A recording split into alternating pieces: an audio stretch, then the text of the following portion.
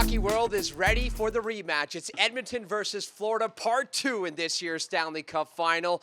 I can't wait to see what this building's going to be like come Game 1. And to help paint the picture in anticipation, it's Paige Martin and I asking the questions, Bob Stauffer and Jack Michaels with all of the answers here on this edition of the panel presented by Sportsnet. And Paige, we have to start with everybody pulling on the rope to get this Oilers team in this position. That's really been the theme and something that you can point to throughout these Stanley Cup playoffs. The fact that you can look anywhere on the roster, point to one guy and say this is how he's contributed. The fact that the Oilers have 8 players with 5 or more goals also shows that. But you can point to the blue line, you can point to net minding. So Jack, what do you think about how much this is maybe a different team than what we saw last year? Well, let me just quickly say one of the reasons I'm anticipating this Stanley Cup Final so heavily is not just because the Edmonton Oilers are involved. I mean, look, Bob and I have been doing the games together in one form or another for the last 15 years. So obviously we're elated Edmonton's here. But I think Florida being an opponent makes it that much more special. Not only do we get a rematch, but I think really, and maybe Bob would disagree, but I think we've got to go back maybe 12 years, the last time two teams so clearly better than everyone else played in the final. I'm thinking Chicago and Boston. Chicago started that year, I think, 21-0-3. The Oilers actually saddled them with their second loss that year. And then the Boston Bruins just mowed right through Pittsburgh in the Eastern Conference Final. And you kind of had, two original 6 heavyweight, Chicago, Boston. It's going to be a great Stanley Cup Final. That's how I feel like the hockey world views this final, is 2 absolute wagons playing at the very best of their abilities. And, obviously, from Edmonton's standpoint, I mean, you delineated a couple of things, Paige. I mean, they have made Dallas and Vegas look kind of ordinary, and they're not ordinary. The one striking thing about this Edmonton Oilers hockey club, and I almost kind of said it in our post-game interview with Ryan Nugent-Hopkins the other day, is they've kind of snuck up on me. These other teams I saw coming. I would say this, and I'm not afraid to admit this even in an Oilers forum. I wasn't sure the Oilers could get through the Western Conference this year. I didn't know the team they had. I didn't know the team they had, quite frankly, after the first 2 games of the LA series. And I think if you look at it practically, I'm probably not the only one. Maybe Bob was more confident. I just wasn't quite sure that Edmonton would steamroll its way through the Western Conference the way they have, beginning with being given a lifeline, let's be candid, by LA in games 3 and 4. And what we've learned over the last 5 or 6 years is that when you give the Oilers a lifeline with the core players they have, you are asking for trouble. LA gave them a lifeline, and the rest of the NHL has paid dearly for it. So, I'm 100% agreement. These are the 2 best teams. I think Florida has a better team right now than they had last year, heading into the Stanley Cup Final. I know Edmonton has a better team. And I haven't seen every minute that Florida's played, but I've seen a lot of them. And that is a team with an excellent forecheck, with a heavy, tough, hard-nosed defense. I frankly think they bullied a couple of teams they played in the Eastern Conference. And their goalie, Tyson-esque performances, where teams were beaten before they took the ice. And they got a goalie that is, sitting with an excellent save percentage right now at this stage in the playoffs. So they've been very good. And, if you take a look at, like, their third in goals for, they're the top of the charts in terms of goals against. They're gonna be a tremendous opponent for the Edmonton Oilers. But the Oilers we've seen some progression and growth. And I'm absolutely in agreement with you after Game 2. I mean, even the most ardent Oilers supporter, after watching Edmonton lose 6-5 and 6-2, 2 disheartening losses in LA, I don't know if anybody thought they were going to go 12-2. But what we've watched is a team evolve, partially because they got some of their, players back and they hadn't played together. And LA opened up the window. And then the Oilers, to me, over the last 2 series, have shown a degree of professionalism in terms of how they've closed out games. Game 4 here at Edmonton against Vegas. They kicked the living snot out of the Golden Knights in that game. You know what? I know they won 1-0 in overtime. It's a one-bounce game in Vegas. But like you and me have discussed, I thought Edmonton was very comfortable in that environment. And if you had told me in games 3, 4, and 5 against the Dallas Stars that the Oilers would have only given up 4 shots in each of those 3 periods, I would have said, really? And there's another illustration of the maturation of this organization. This team's now 18-2 in games 4 through 7 under Chris Knobloch. The key for Edmonton, start on time in this series. You can't afford to have the start they had last year, and it's going to help that we're here at Rogers Place. Both of you guys brought up something that I want to come back to. Jackie, you went back 12 years. I want to go back 20 months. When Chris Knobloch was hired in November of 2023, in the opening media availabilities with him and the players, he wanted to get a feel of what kind of a coach Chris Knobloch was for this Oilers group. And the one thing we always heard was he was composed, he was calm, and he was very personable. I ask you, Jack, at this stage of these playoffs right now, how much has Chris Knobloch's pulse on the team helped? Because it seems like every button he pushes, he seemingly pushes the right one. Well, I'm going to answer that question the way Chris Knobloch would. And that is that the strength of this team is increasingly more in its collective than in the individuals. I mean, it sounds strange to say, considering they are the top 2 scorers by a wide margin in the Stanley Cup playoffs, but Connor McDavid and Leon Draisaitl haven't been overwhelming in the playoffs. They haven't dominated the postseason the way they have at times in years past. And yet, the team, to me, looks better by a significant margin than it ever has. And I wasn't sure it'd be that possible. And so, to the analogy of Chris Knobloch, I think even he would tell you, look, like, if you look at the Oilers' defense, Detroit didn't want Jake Wallman. Brett Kulak was an afterthought on a Montreal team that went to the Stanley Cup Final and was a late-round pick. People have been very tough on Darnell Nurse and Evan Bouchard. Matthias Ekholm has been injured for most of the last 2 months. Looked great in that last game, And by the way. yet, to Bob's point, no, I know he did. But going in, you're like, this is not, and John Klingberg was thought to maybe be done in terms of being a professional hockey player.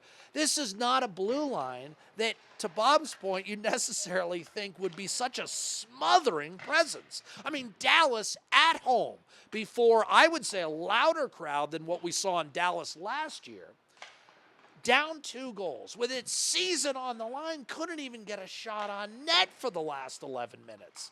And, I mean, it's not like they weren't trying. Yeah. The suffocating defense, up front on the power play against a Dallas team that had been very tough penalty killing wise. The Oilers got critical power play goals. And I'm just saying, like, the collective of the coaches, Dustin Schwartz for that matter.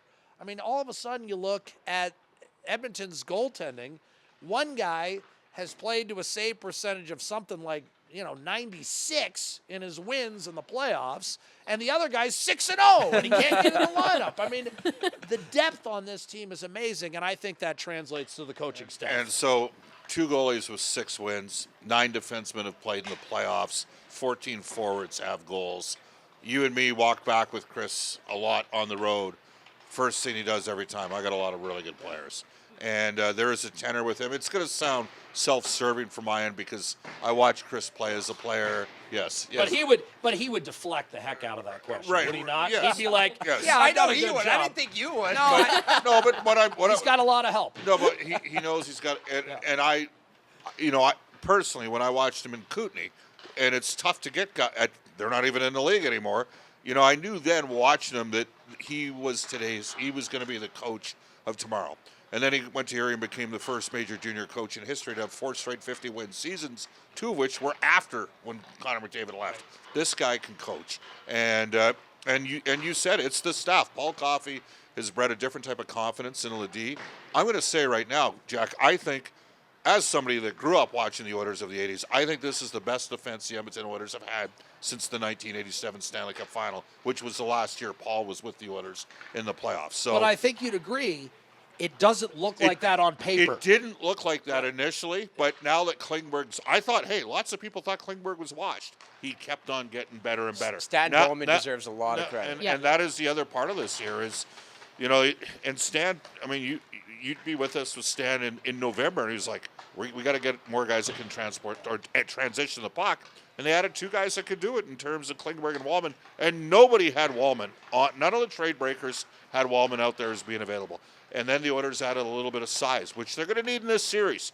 They added Trent Frederick as well. They got Kane back healthy. He's a huge wild card. Yeah, and Kane wasn't healthy in last year's final. That's a huge wild card. 100%. And something that I want to ask you guys that Connor McDavid said post-Game 5 in Dallas just the other day was, we are not drained. We are ready to go. To have Connor McDavid and Leon Draisaitl sitting up on that stage after that victory, stating something like that, you talk about the fact that they've been here before, they have the experience, they know what it feels like to lose. So there's that energy in itself. But then there's the energy saying, Jack, you brought it up, the manner that they beat, I should say LA was a very emotional series to start with, but then the manner that they beat Vegas, the manner that they beat Dallas, and for Connor to say, we are not drained. What did you guys think of that statement?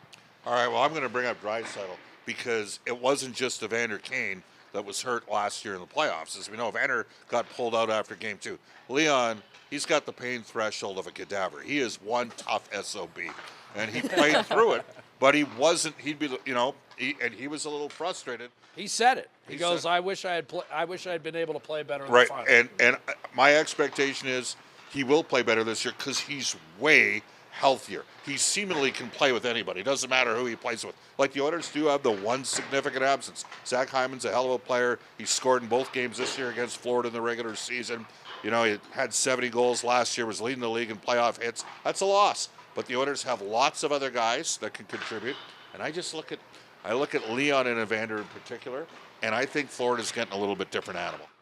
Yeah, I mean, look, the Panthers also might have some issues. I mean, A.J. Greer missed one game and then, played 4 minutes in the clincher. We don't really know what his health is, and he's one of those depth guys. He's their version of a Trent Frederick, and not as good a player as Frederick, but vital to that team. One of the guys that makes everyone feel like they're 10 feet tall. And then, Luostarinen went in awkwardly too. We don't know what his situation is either. But again, I'll go back to what I said at the beginning of this segment, and that is, this is a heck of a Stanley Cup final, and even though we're an Oilers show, it's not just because the Oilers are in it. The Oilers and the Panthers, this is a tremendous showcase for the championship series in any sport. This is what Major League Baseball got last year in Yankees-Dodgers. This is Edmonton, Florida, 2 teams that have clearly been better than everyone else in the playoffs, and that I think both played it just about as well as you could have in the regular season. They didn't overextend themselves, mindful of the fact that both teams have been on long runs for a number of years, going back to 2022, and they arrive at this final reasonably healthy and, most importantly, undisputably, the 2 best teams in the league. Bob, very quickly on the special teams, the Oilers power play 30% going up against the best PK in these playoffs. And the Oilers PK is 66% against a pretty good power play over in Florida. Yeah, I mean, if you take out the first 2 games against the LA Kings, where's Edmonton's penalty killing that? And Game 1 against Dallas. Yeah, they've had a couple of spotty games. Outside of that, they've been pretty solid. Again, because they can make in-series adjustments. It's part of the reason why. For me, it's the Oilers are at home. They're going to build off the energy. There's no pathway back from 0-3. Sorry, there just isn't. Right? They gotta take care of business, and they have at home. But they're also playing the best road team in the playoffs. So it's going to be like, I'm not worried. Like, you know what? You got to tell them about the conversation on the plane. So Bob leans over to me and says, "Hey, Edmonton's averaging 4.7 goals a game at home." I said, "Bob, you don't want to know what Florida's averaging on the road. They're averaging 6. I mean, and that's the thing. Yeah. Is these 2 teams are such Such quality. heavyweights. The It's only such criticism quality I have of this guy is he's got the best suit and his lightest suit that he's worn since he wore the seersucker to Sunday school in 1978, and he's wearing it in Edmonton. He's got to wear this one in Florida. I am, just so you know, I never went to Sunday school. All right, it's just a step. Maybe you should have. Look, to be the champ, You got to beat the champ. You use terms like undisputed. This is a heavyweight matchup, and it is going to be an awesome fight. It's going to be a quality Stanley Cup final, almost as good as the quality provided by you three. On the panel presented by Sportsnet, both teams are just 4 wins away. As of right now, 3 days away from Game 1. 2 teams, 1 cup. Can't wait. Oil Country, we hope you're ready. Here we go.